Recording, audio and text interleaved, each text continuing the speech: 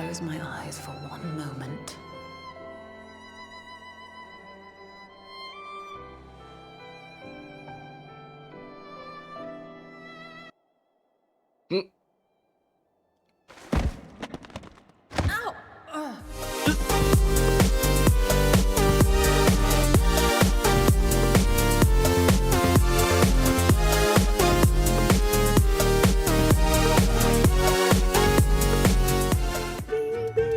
This is the latest of the latest videos.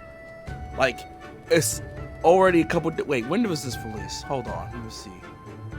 The 25th. So that was still this week. Okay, so it's this week for this one, but this is my 6.11 because I missed the 6.1. I was 6.0.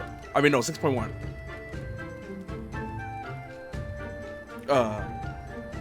Note reading there. I wasn't even gonna do this one really, but the first thing I read on there was Gunbreaker stuff, and I like my Gunbreaker.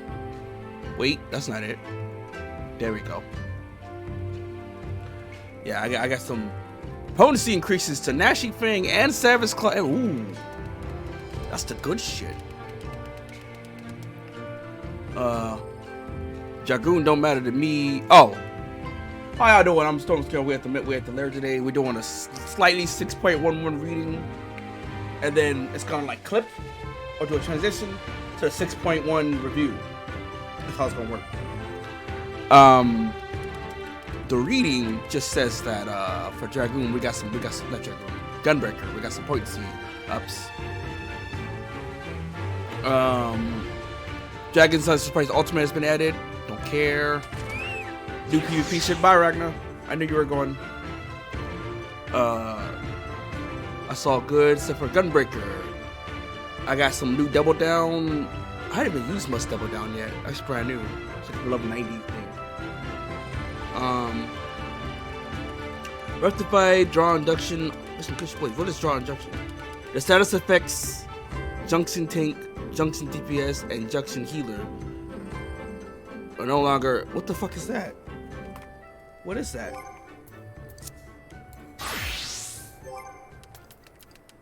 Is that PvP abilities? It says PvP, doesn't it? Yeah, that's in here, isn't it? Where's it at? I got nothing, because I ain't started yet. Does it say whether there it is? Draw Junction. Grants self-beneficial effect based on a selected target. Okay, so if I target a TPS and use it, I get Junction TPS or Tank or Healer. And I get Powder Barrel. Okay, what do Junction TPS, Tank, and Healer do?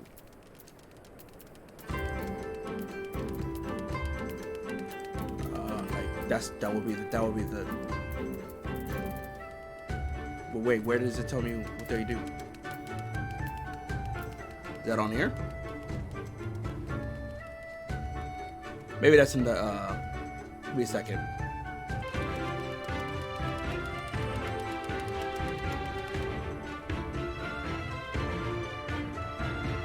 It occurs to me that I will have to read the PvP stuff at a PvP time. That shit just a lot. Except for Astrologian. All we got is Macrocosmos potency increase from 8,000 to 12,000. What? Come on. Yeah, okay.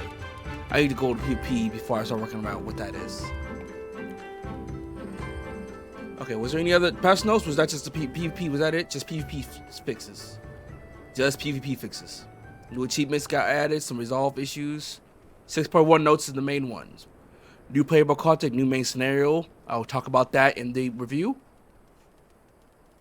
Yeah, okay. I don't know what's I got to go past that for now. Chronicles of a New Era, Milits of the Realm. What is that following? Some Mordorna stuff. Okay, Mordorna is getting upgraded a bit. And the new role crests. Alright. Should I have? I'm just going to talk about them. I know I got to actually record them. New chapters have been added, new gameplays. We can do Endwalker stuff, we can do Rollmaster stuff, you can do Tank Roll quests, a whole bunch of good shit. The player is passing through a Realm Reborn. If you are currently undertaking a quest in Realm Reborn, Please refer to your do list or journal. You may find that the quest information has been updated. Okay. Oh, you could change the cross hotbar to hotbar. That's good. Character portraits have been implemented for battle dialogue during instance quest battles for the 5-point series. Is that what this is? The portrait feature allows you to use a variety of poses, motions. What is? Oh, we will be doing this off camera. We will be doing this. I'm gonna do that. That's for chatting, right? What's adventure plate? The portrait that goes on from adventure plate goes here. Adventure plate allows you to share your character information on your profile, your own design, let you know what people are doing. Your plate is not currently visible to other players. Make it public to have that happen. Cool. Okay. What's in duty then? It's these green dots now. After you don't play for a while. We need support. Is this spoilers? This might be spoilers.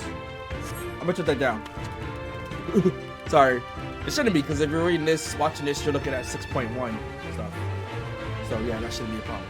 Let's just get to the review. I'm itching to play. So I mean, when we first started this patch, I didn't know where this was gonna go. Having tea time with Tutaru was all right. I just was like, okay, so where do we go next? Actually, wait, that's not true. That's not true at all. There was a few breadcrumbs left at the end of 6.0 that we could follow, because Tutaru starts asking about it, and then I remembered this part, and then they showed it too right after this. Tell me, have you been to the ruins beneath the waters of the Bounty? As the bearer of Azem's crystal, you may consider your duty to see at least that much. Yeah. He hinted at something being in those ruins. Let's go see what those ruins is about. Follow the crumbs. Oh, I know that look. That's an adventurer ready to take on the world. Make sure it has pockets. That's so me. Pockets and belts.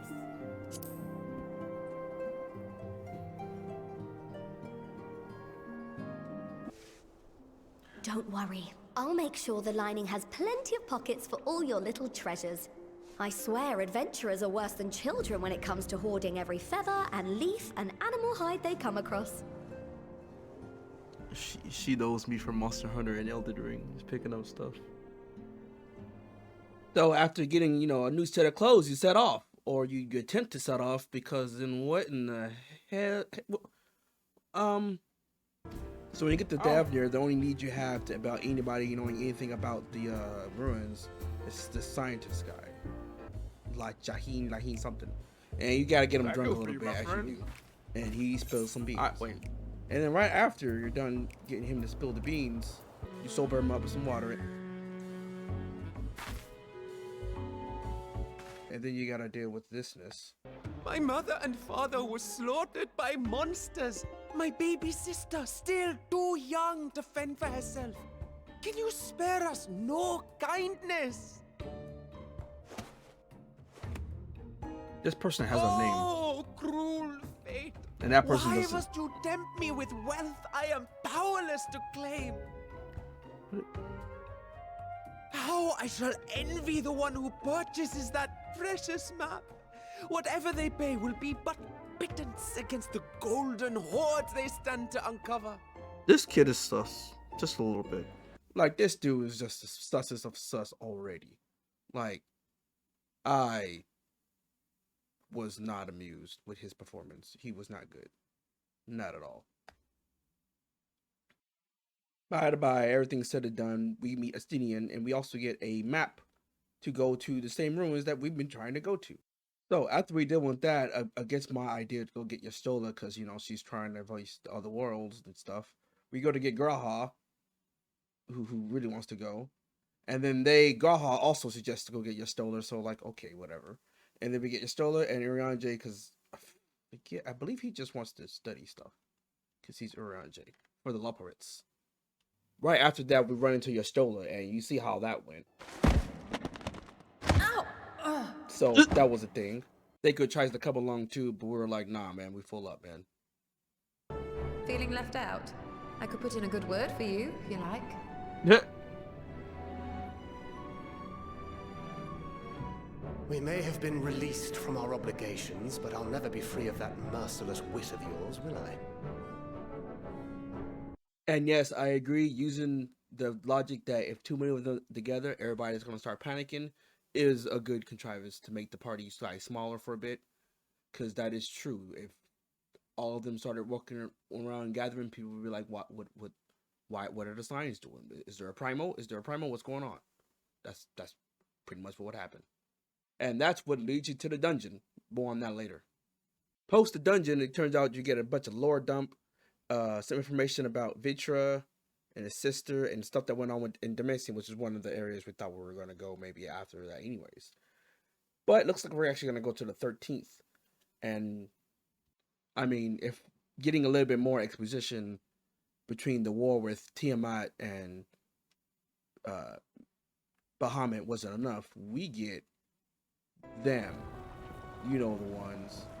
The ones from Final Fantasy IV. And Gobez himself. Look at this mess. I said it once. I said it twice. I said it a million times as I can. The best way to think about it is Final Fantasy XIV is the MCU, and Final Fantasy 1 through however many they make is the comics. They pull from anywhere. When you need a new antagonist, just grab one we haven't used yet. That still fits. We just grab the one from 4, and here we go. And he's not the bad one. Not one of the best ones, but he's alright. His exchange rates are pretty high, though. After that, you have to get Risk back to Thavnir to do, you know what it is. Diplomatic town shit that you gotta do. There's nothing wrong with it. Basically, we just gave the money to people who need the money and decided to make an orphanage. But then it was time to get ready to go back into the void. Because now we have the gate. And we have the crew. We need to open it after that lore dump. Time to see what all the fuss was about. But how to do that is what we need to know. And no better place to look than Graha's favorite library. So you get to go on a little... I called it a library date where you're still... But I know it's not a date. You just go looking for books. But I'm a nerd, so I've been on library dates. That's kind of what this looks like. Eventually, you figure out that Atomos is the key to going forward and the key to the problem. So in order to get Atomos working, we enlist the help of Nadana, which makes me happy because Ladonna is amazing. Also, while we work on getting an Atomos ready, we need to be sure to know that when we get over there, we're not going to, just evaporate after a little bit. In order to do this, we remember the Noor investigation, which I had to remember what the Noor investigation was, which is the third part of the Crystal Tower, the World of Darkness part. So we need to figure out how to go across there without immediately dying, or some turning into Voincent. We need to test this out before we make the Atomos even, or else making Atomos is useless. Realizing that scales from the first brood are a little bit, they're made of some stronger stuff than other dragon scales. I don't even know if yours truly skills are that good. Kind of jealous, kind of jelly. Not gonna lie. Yestola says that we should probably just send familiars in first, which I agree with. So we send the familiars in, and we throw a warning skill on one of them, because why wouldn't you? So we send them through, and they go through, and they come out not so good. Well, one comes out good, the other one comes out not so good, as you would expect. Shanae gave you darkness's money. Always pops in my brain. And then it wraps up, basically. The next bit is just us it gives you just a little taste of what's going to happen going to the void in the future. And then that's where we're at now. We're going to go into the void coming up pretty soon. Well, not into the void, to the 13th specifically. As far as the dungeon, it was alright. I didn't. Let's be honest. Let's be real. I fell asleep on the second boss, y'all. Ended up dying. Not even gonna lie, I fell asleep. That dungeon wasn't. It was not popping. I'm not. I was gonna say the dungeon was alright. I tried. I don't remember. That was not one of my. I just like I don't have nothing to say about it. I didn't like. I went through it. It didn't like. It wasn't like Tower of Babel and the Endwalker dungeons. But I was like, yo, no. I just went through it and was like, this is not. Now, to be fair, design of the last boss was alright. That was cool. I was fine with that. And yeah, those are my thoughts on 6.1 so far. I am very, very excited on how Final Fantasy IV is going to keep being woven into this. That's pretty much what I'm looking forward to the most. Oh, and some Hildebrand. I will be enjoying going and doing more Hildebrand. Yep, I guess I'll see you then. Till then, stellar travels, everyone. Keep your HP above 0. Stay safe. And everything like Goku, learn everything like you know.